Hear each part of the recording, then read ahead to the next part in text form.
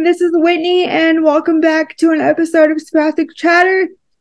If you're new here, Spastic Chatter is a platform meant to feature those in the cerebral palsy community, and I get together with individuals with CP, like myself, to have an uncensored chat, if you will, about what it's like living with this type of disability. And I took a bit of a break, but I'm back with Jennifer, and she's the content producer for Tate, and she's written a lot of articles for different magazines in the UK, and she sounds like an awesome person, so I'm excited to get to know her. So I will let Jennifer introduce herself, and then we'll get on to the conversation. So take it away, Jennifer. Thank you so much, Whitney. I love Spastic Chatter, so it's lovely to be asked. So yeah, I am Jennifer McShane, and I'm a journalist, writer. I'm Irish, but I'm currently based in London at the moment. And I do indeed work for the Tate. So I'm an editorial content producer, which is exactly as it sounds. So I produce editorial for the different kind of platforms within Tate. Lots of copy for exhibitions, social media, anything like that. There's nice features on art. So anyone who needs a bit of copy, I usually help them out with that. And I'm also a co-chair for their disability network, one of many co-chairs for the disability network. So in this kind of role, we talk about all kinds of disability and access needs from the viewpoint that, you know, no two people have the same needs as people with disabilities, visible or not. So I do that as well. And then in my spare time, when I have some, I do write for other magazines and newspapers and websites in Ireland and the UK. So a lot of it is disability related. A lot of it is culture related. So film, TV, that's a big passion of mine. And I'm always kind of one of my hopes for the kind of future is that we see ourselves represented on screen a bit more, particularly disabled women, because I noticed that a lot of times when there is disability on screen, it's often seen from the viewpoint of the man with the disability. So Me Before You, My Left Foot, The Sessions, you know, all of those are, you know, good films. I think The Theory of Everything is another one, kind of very good films, but not only do they always speak about the male perspective, they also feature, you know, fully able-bodied actors instead of using actors from the disabled community. So it's a big point of attention when you talk about seeing disability accurately on screen. So that's another kind of passion of mine and something I write about. I wrote a piece for Stylist about that. And what was kind of, when the editor was asking me, like, are there any more kind of women examples? It was a real struggle to find even 6 or 7 that were actually, that were women. But I think only one featured actually had the disability. The rest were played by fully able-bodied actors. So that's kind of a mixed bag there, but I like to talk about disability, I suppose, in many forms, as well as my own personal experience with it, having cerebral palsy. Awesome. There's so much to unpack there. I'd like to say, for like our first question, or per se, I'd like to take it back to like your origin story. Like, how did you get started like writing, and like what is your why? The reason I got started is that kind of when I was in school, I wasn't very academic, or at least I didn't think so. And I always loved writing. English and writing was the only thing I felt I could do quite well. And at the time I was young. I wasn't really thinking of, well, I'd love to write about my own experience for, you know, other people with cerebral palsy. At the time, that kind of wasn't considered an option for me at the time. Probably due to the fact that I wasn't as comfortable with the cerebral palsy as I am now when I was young, because I didn't really have anyone to relate to. I didn't really have a community of, you know, disabled people that I could talk to or anything about it. So I really decided I want to write because I loved writing and I love to tell stories and I love people, and people are the basis of the most interesting stories. And I felt if I got to talk to people all day and write about their stories, that would be the best kind of job. So I suppose it's a little bit old school now. I started out when I left college. I started out in local newspapers, which certainly where I am, there's not that many of them now, but it was before online was really big, and you got all your training in a local newspaper when I was there. So it was just down the road from where I lived. You read about community news, things going on around the area. So I really got a lot of my training there, and I stayed there for 4 years. And then I kind of, during that time, I suppose online was starting to become, online websites. Kind of, it was evolving from blogs. I'd always had a blog, so I'd always liked kind of the internet and that side of writing. But when I kind of finished the local newspaper, I did a couple of, work experiences at different places. I did some PR, and kind of dabbled in just to see what I wanted to do. And I realized then that yes, I wanted to write, but it didn't just have to be newspapers. It didn't just have to be print. It could be for online. So I got a job then working for Image Magazine, or image.ie, which still is their website. And it was quite early days, but then I mainly was hired as a digital writer then. So I wrote about all kind of similar, quite different to, I suppose, the local community news. It was more, culture-based, issues for women, things like that, which I found really, really kind of useful, in that I really developed more skills in terms of developing what's now called advertorial or commercial content. That was something I hadn't done before. And that, for anyone that isn't aware, that is when you work with a brand or someone other than your main employer to create content.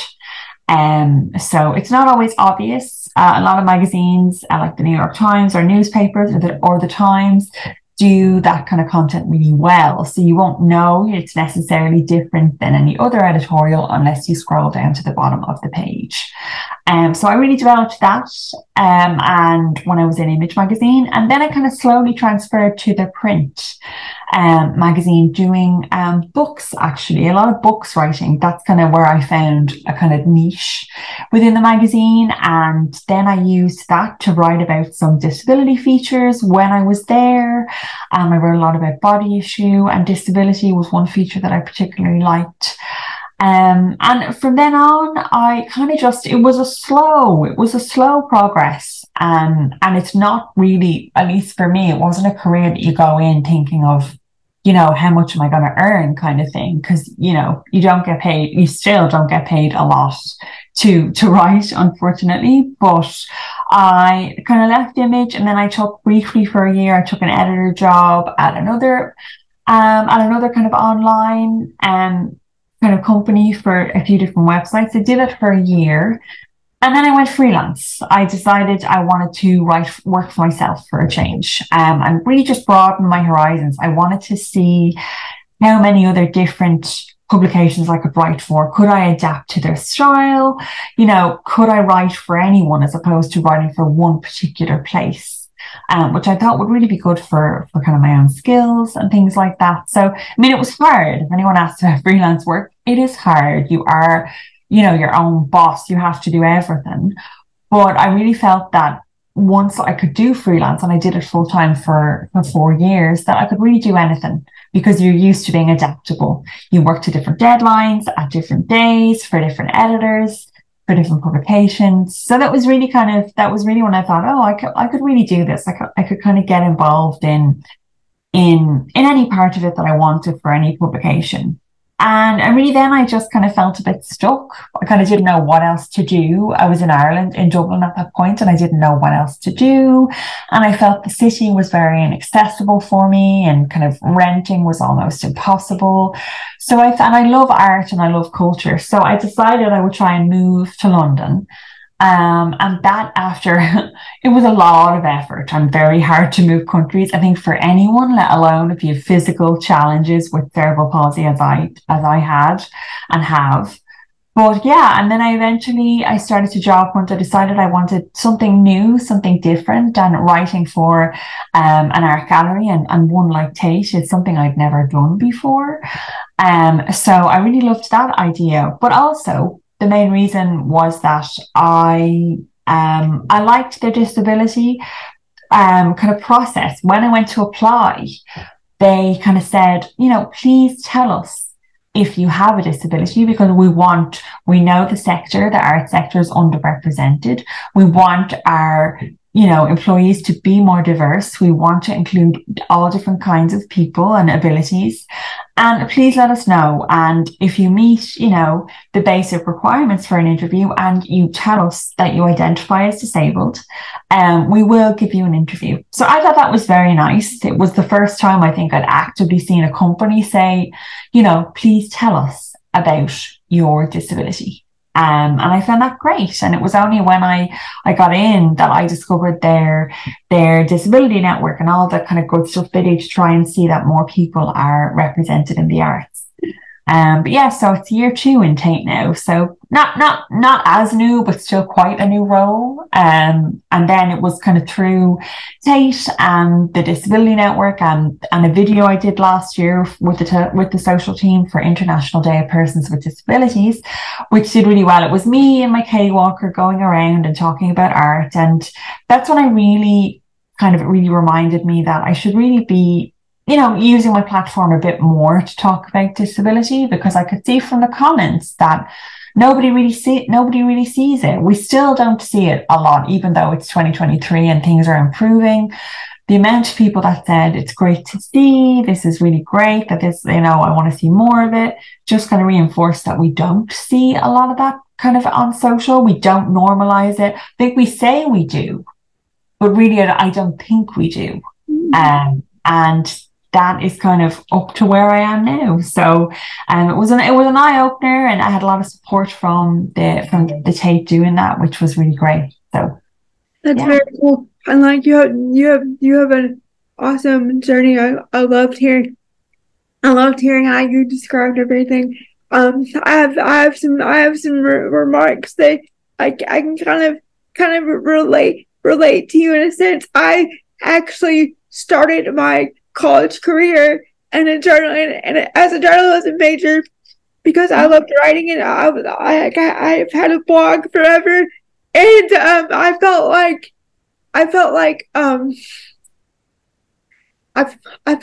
when people read about writing, I wouldn't be like I felt like when people meet me face to face, they're automatically like judging me because I have a more severe, like I have like a more severe form of cerebral palsy. Like it's harder for me to talk, and I look funny when I talk. So I felt like when people read my writing, they're not judging me on my appearance, and like they're seeing like how capable I could be, and but then I took a news writing course, and that quickly turned because I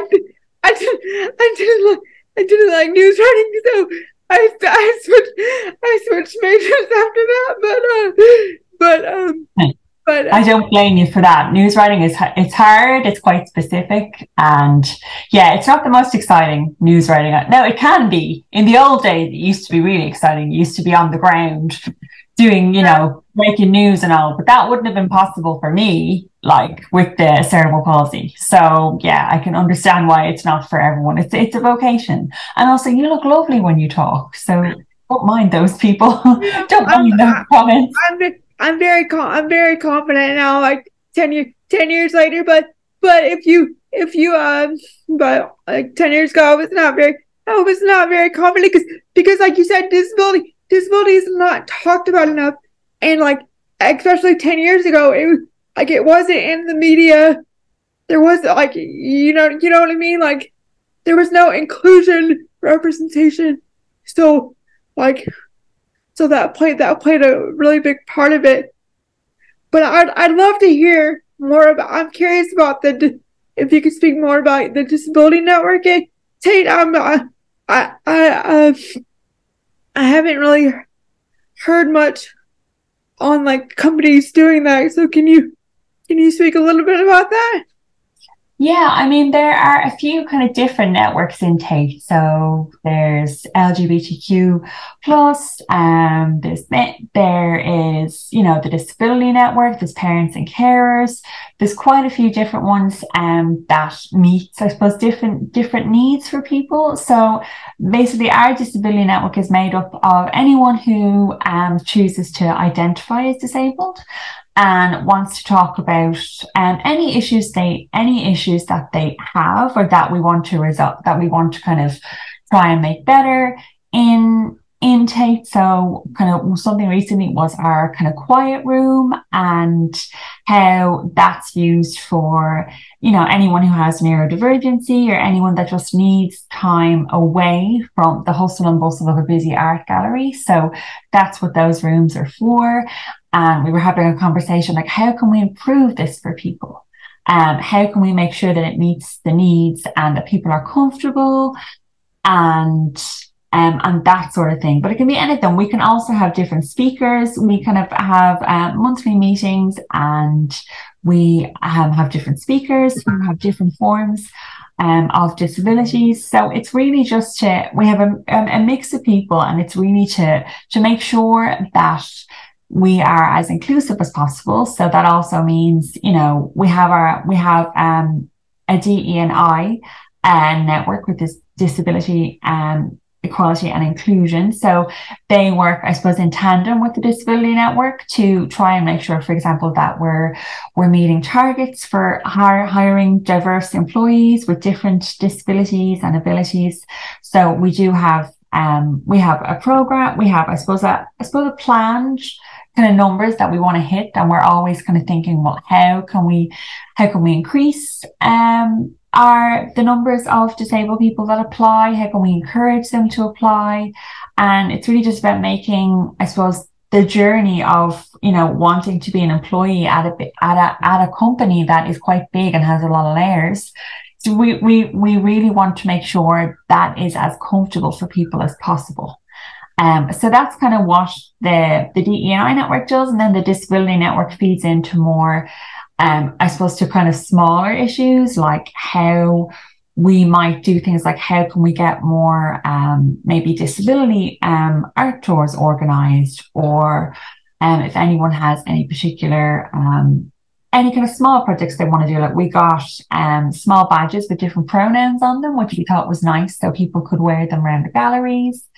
And different things like that. So it can be anything. It's a wide range of things that Tate does, and it's also about not just us as staff, but also how can we make the experience better for people with all kinds of disabilities. So whether it's access, neurodivergency, anything like that, we just want, I suppose, our art is for everyone is something that Tate always says. So we just want to make sure that everyone feels as inclusive as possible. We also have kind of different like training modules. So how you can be a co-chair, how you can kind of effectively be a co-chair, what skills you need. And the main thing to remember is that everybody brings something different to the disability network. So my experience represents one side of it, and then all the other members bring something different via their own experiences. But hopefully that makes up a wider picture of trying to include as many people as we can when we try and kind of tackle different issues that might come up. So it's really great to be a part of, and to kind of try and help as many people, not just staff, to feel comfortable, because I think I frequently say the word if you identify as disabled, because a lot of people might choose not to identify as disabled, even if they might have their own visible or invisible disability. So that's important. I suppose what I'd love to see in bigger companies is a real advocacy for people to feel comfortable identifying as disabled. And companies really making that known from the outset, that this is the work that they do to make sure that happens, whether it's having something on your, your application form that says we're a disability first employer or something like that to make people comfortable. So that's going to be, most places do have a DE&I department. Most do, but you don't hear about it a lot. Like, I went to a talk for Facebook some years ago, and they were asking the same question, like, what can we do to encourage more, people with disabilities to come into the workforce and also to make them really comfortable. And at the time, obviously, the pandemic hadn't hit. So it was things like having, work from home arrangements, which was only a thing for people when it affected everybody. Whereas I know, disabled people that have been pushing working from home for years and the benefits of it before. And I think I said to Facebook that the whole, I suppose the issue with, disability and the workforce is that awareness has to start from the very beginning. So from when you are trying to encourage applicants, from even the transport to the interview, if it's not over Zoom, if it's in person, how can the person, get to the interview? How can you make sure that they're totally comfortable when they enter the building? As opposed to, you having to say on your job application, well, I have this and I need this, and this. It would be great if companies could say, we cater to all different sorts of needs in terms of disabilities, visible or not. Please let us know how we can help you. So that's in part what I loved about, and what I love about Tate is that they're open. They're saying, yeah, if there's anything we can do, please let us know. And that opens a lot of doors, because it's very, we want to assume that everyone waves the, equality flag for applicants, but we know that's not the case. As, ageism can be a thing, with jobs particularly, a lot of people don't want to put their age on CVs. A lot of people don't feel comfortable saying, well, actually, I have a disability, I have cerebral palsy. It doesn't affect my ability to do the job, but it does mean I have specific, needs or requirements that I need met if I'm going to do the job comfortably. Mm-hmm. And that's what we don't see for a lot of people that want to enter the workforce.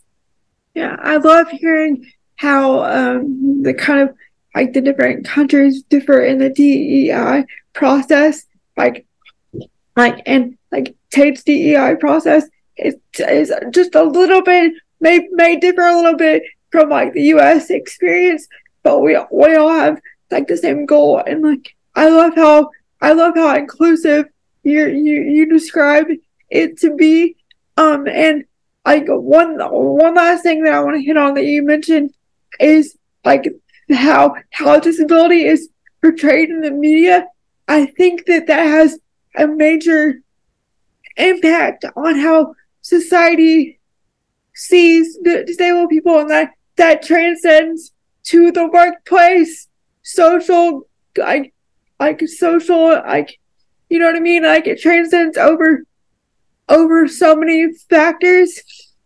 So I feel like if it was portrayed a little better, like more authentically in the media, this whole inclusive thing would be a little bit easier. Easier, yes, yeah, that's the word. I was looking for the word, but do you agree with that? Yeah, I mean, I totally agree. I think the problem is that we don't see enough variations of people's experiences.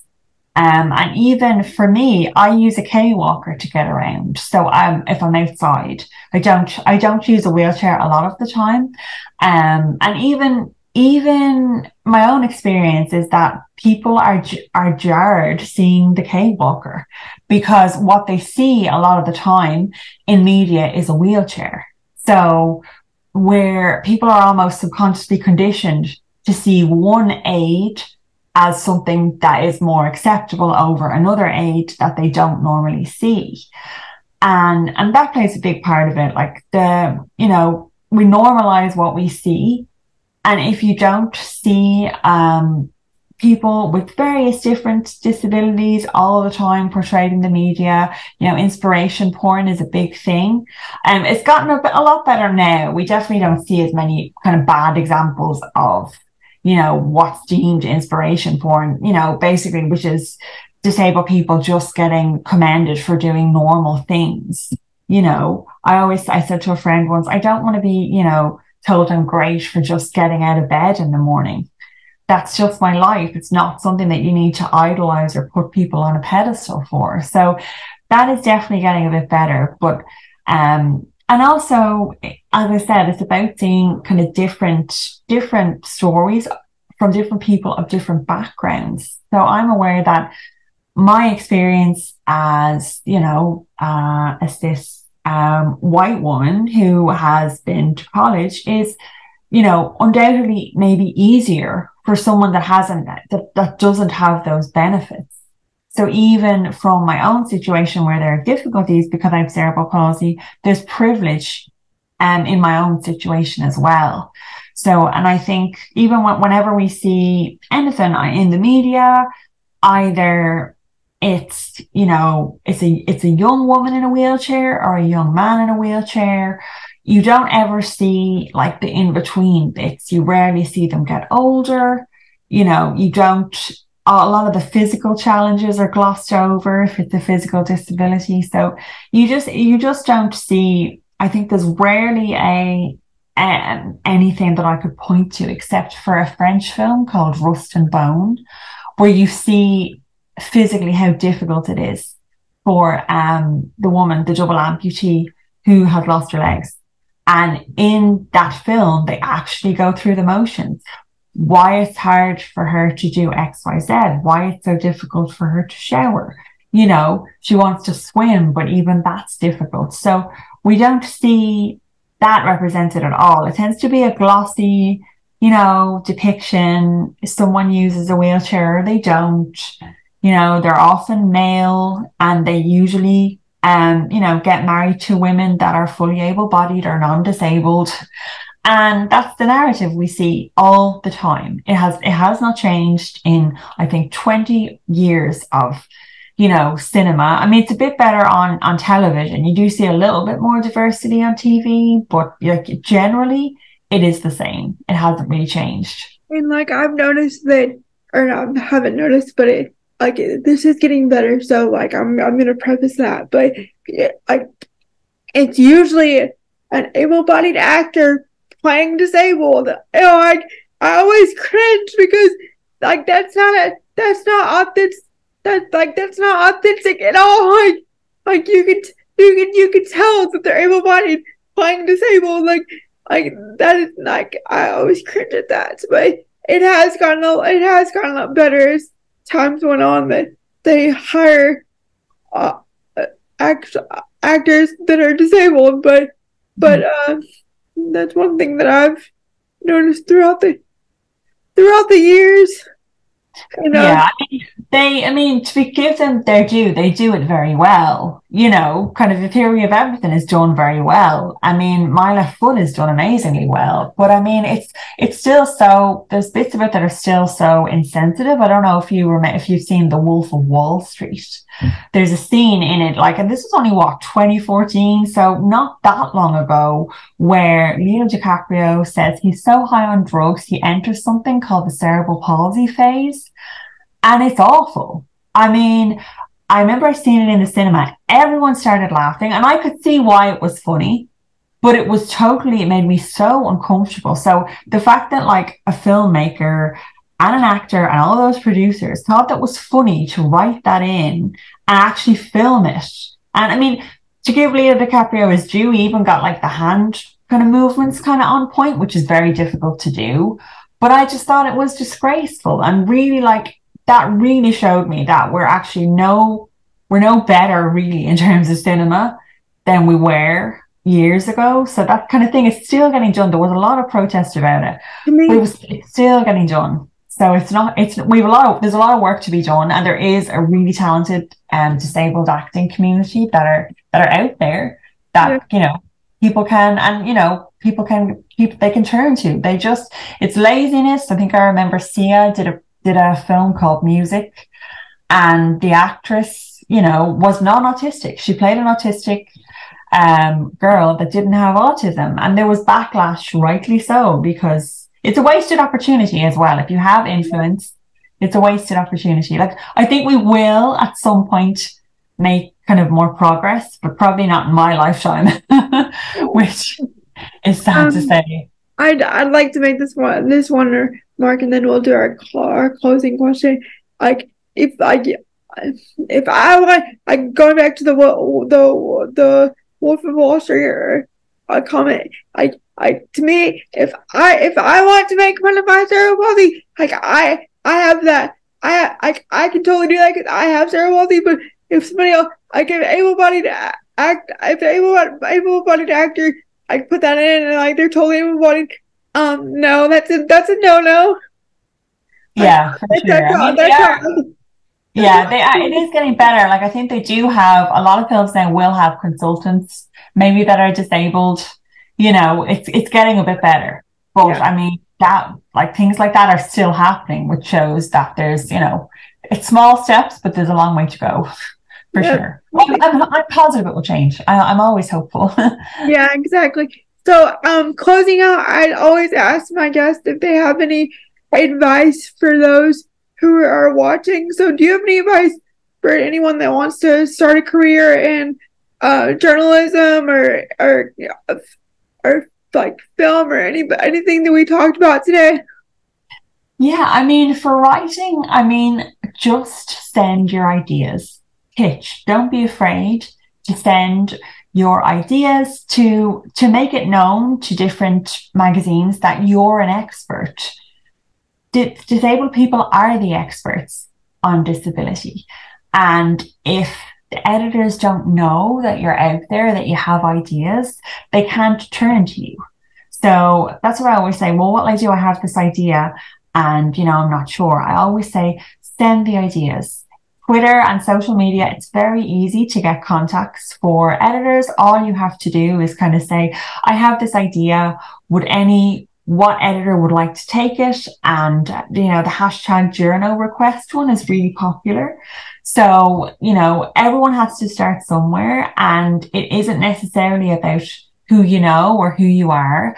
A lot of places don't mind if you're only starting out, but you have to start somewhere. And there's always, you know, disability is it's always in the news a lot these days. There's always a need for disabled people as the experts to come in and be the people to comment on it. So don't be afraid to pitch, send your idea, send a headline, you know, 3 or 4 or 5 sentences as to what the idea would be, and build up the relationships. And don't be afraid of no.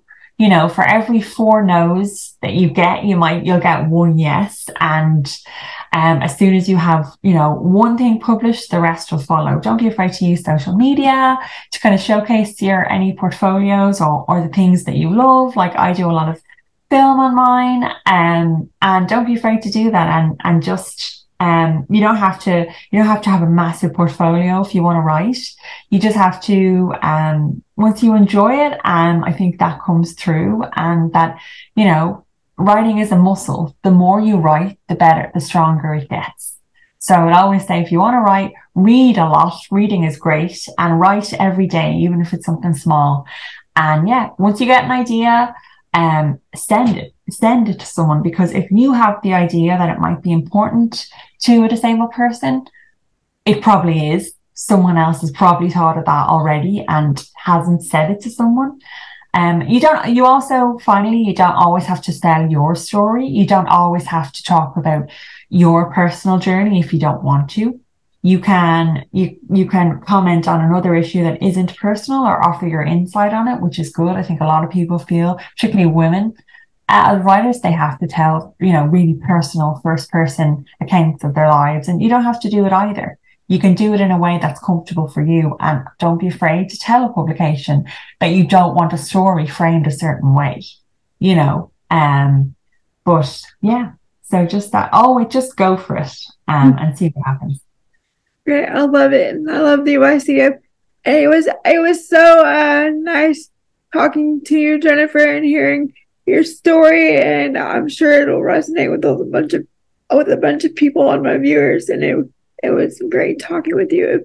If you're watching this and you want to be on an episode of Spastic Chatter, feel free to comment or send me a DM. I'd love to have anyone and everyone on an episode. I was telling Jennifer before this that she's my 99th person to interview. So I'm gonna hit that 100 very soon. But check back periodically for a new episode, and I will see everyone in the next episode. Thanks. Thanks so much. Bye. Bye. Thank you.